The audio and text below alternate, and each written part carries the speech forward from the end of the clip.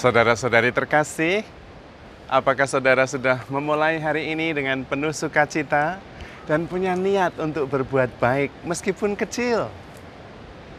Semoga Tuhan memberkati niat baik saudara. Apa pendapat saudara sekalian kalau saya mengatakan bahwa tidak ada orang baik dan tidak ada orang tidak baik? Pasti ada yang protes. Ada ramah orang yang sungguh-sungguh baik. Ada ramah orang yang sungguh-sungguh tidak baik. Menurut saya, kita semua sama. Kita semua bukan baik atau tidak baik, tetapi kita di antaranya. Saya menjelaskannya seperti ini.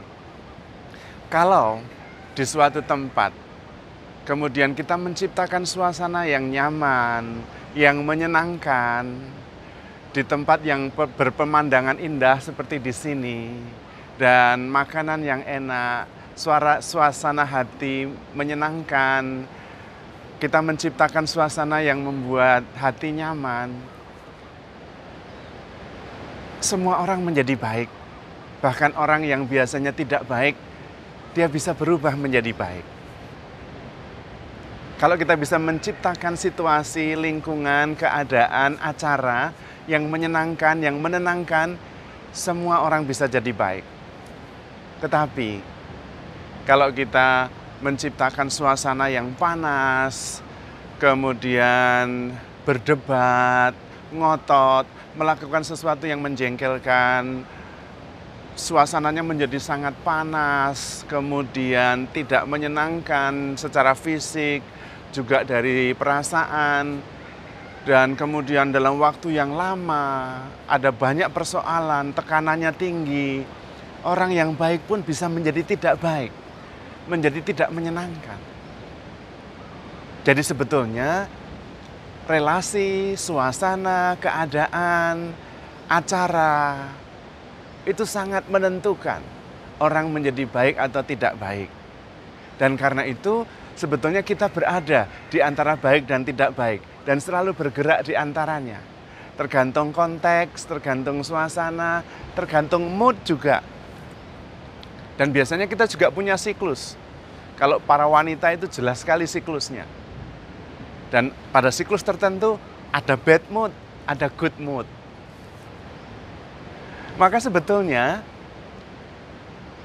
yang paling utama bukan menghakimi. Ada orang baik dan ada orang yang tidak baik. Tetapi bagaimana kita bisa menciptakan suasana dimanapun kita berada supaya orang-orang menjadi baik. Tentu sejauh kita bisa, dan itulah peranan kita. Bagaimana caranya? Supaya kemanapun kita pergi, kita bisa menciptakan suasana yang nyaman, menyenangkan, sehingga kita bisa menarik semua kebaikan keluar dari setiap orang, bahkan dari seluruh ciptaan. Dalam bahasa Inggrisnya, kita mengatakan draw the best from the people. Dan itu adalah peranan kita. Bagaimana kita bisa menciptakan itu? Disitulah kualitas pribadi kita ditentukan. Maka saudara-saudari terkasih, penting sekali kita kreatif menciptakan suasana sehingga orang-orang menjadi baik, menampakkan kebaikan naturally. Pertama, justru dengan tidak menghakimi. Sehingga kita yakin bahwa di dalam diri setiap orang ada kebaikannya, ada juga ketidakbaik, ada keburukannya juga. Tetapi dengan tidak menghakimi, kita kemudian justru terdorong untuk lebih dominan menciptakan kebaikan. Kalau kita menghakimi, sebaliknya, kita kemudian sudah tidak lagi mempunyai harapan untuk menciptakan sesuatu yang lebih indah. Kita akan mengatakan, percuma, apapun yang kita lakukan kalau sama dia, hasilnya tidak akan baik. Karena kita sudah memasukkan orang itu dalam kotak yang kita buat sendiri. Padahal itu ilusi. Tidak ada orang masuk dalam kotak tertentu baik, ini orang ini baik. Tidak. Setiap pribadi berubah. Suasana juga berganti. Justru peranan kita bagaimana kita bisa selalu menciptakan orang-orang di sekitar kita merasa nyaman. Pertama dengan tidak menghakimi, Yang kedua dengan nyaman dengan diri sendiri. Kalau kita nyaman dengan diri sendiri, kita tenang, orang lain juga tenang. Kalau kita berpengharapan, kita antusias, orang lain juga antusias. Tapi kalau kita gelisah, takut, khawatir, orang lain juga akan khawatir. Maka kita perlu melatih diri kita supaya kita bisa tenang. Supaya kita tidak khawatir, supaya kita nyaman. Dan dari situ kita juga memancarkan kenyamanan, memancarkan kedamaian. Maka penting sekali kita bisa mengendalikan pikiran kita. Seperti kita mengendalikan tangan kita. Kenapa kalau kita bisa mengendalikan tangan kita, mata kita untuk melihat atau kita pejamkan, kenapa kita tidak bisa mengatur pikiran kita? Itu soalnya milik kita. Bisa. Nah, persoalannya apakah kita terlatih untuk memanfaatkan, menggunakan pikiran kita?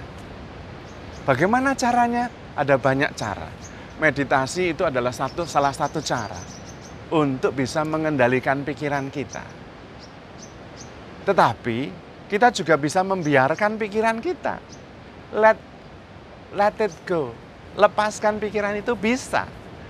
Yang paling penting kita berkuasa atas pikiran kita sendiri.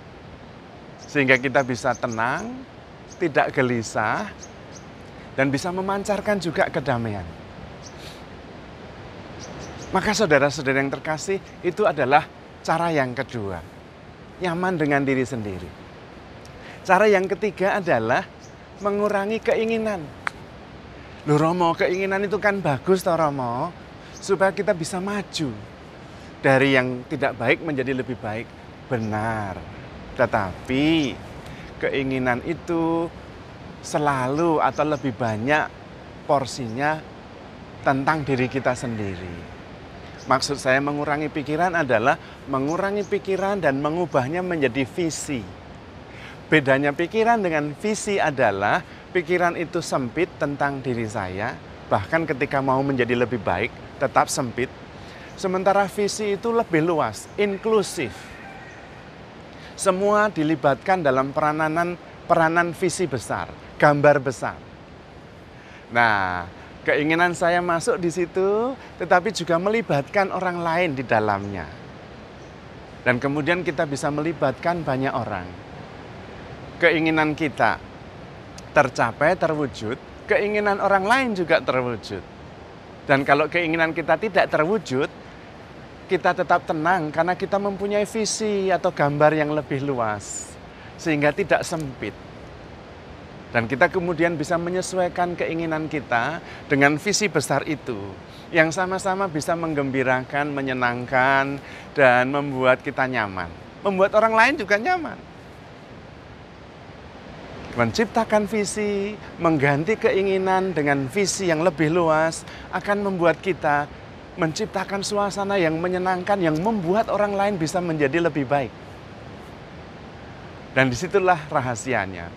Kita bisa menjadi lebih terbuka, tidak gampang tersulut emosi, apalagi juga tersulut kemarahan, karena kita mempunyai visi yang lebih luas, pemikiran yang lebih bijak, tetapi juga kita tidak gampang kecewa, karena keinginan kita bisa kita sesuaikan, bisa kita atur dengan visi yang lebih besar itu.